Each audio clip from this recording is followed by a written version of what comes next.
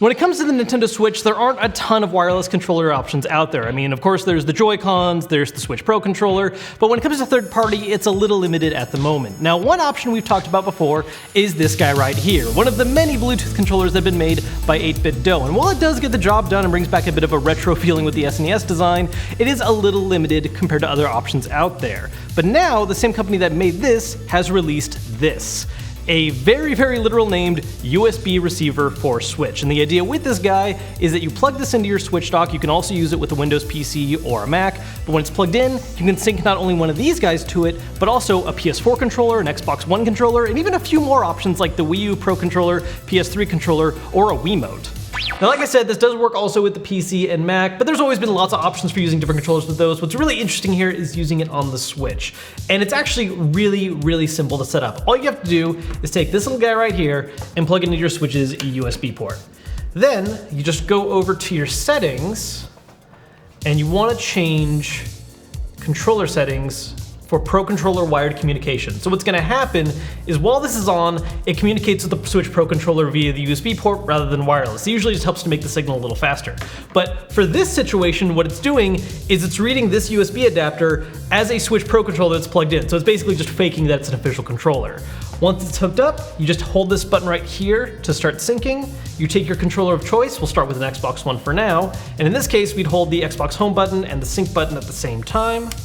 And now that it's all synced together, it works just like a, well, Switch Pro controller, which on the Xbox One can get a little disorienting since the ABXY is all flipped around, which once you're used to playing a game is fine. But if you're mid-playing and it says to press A for something, you're not pressing A on the Xbox controller, you're pressing B, and so on and so forth. So it can get a little annoying, but as you can see, I mean, the actual experience of using it is super comfy. Now, with the Xbox One controller, there is some functionality you're losing out on, mainly just because there isn't enough buttons for everything. The only thing you're actually losing, though, is a screen capture button, so you can't do that with this controller. You're also not going to be able to make use of any of the motion controls in a game or rumble features as well. But as far as just using core functionality stuff, moving around, playing the game, it's honestly seamless. So Xbox One controller works excellently, but let's try a different controller on it. Let's switch over to PS4. So we're gonna put him aside for now, and we're gonna resync with this guy right here. Now, if you haven't seen this before, this is actually a special design PS4 DualShock we got from a guy named XL Team over on Etsy. We actually recently commissioned him to do a special edition Xbox as well that we're giving away that's Sea of Thieves themed, so make sure to check that out because that thing is really cool looking. So anyways, back to this video with using controllers. Now, I will say in general, I do normally prefer the comfort and shape of an Xbox One controller, but for this specific instance, using the USB receiver, the PS4 controller is actually a really strong choice because it offers a few additional bits of functionality that you don't get with the Xbox One. First off, like I said on the Xbox One controller, you don't have a screen capture button. On the PS4 DualShock, you just hit the touchpad and that acts as screen cap, which is really nice.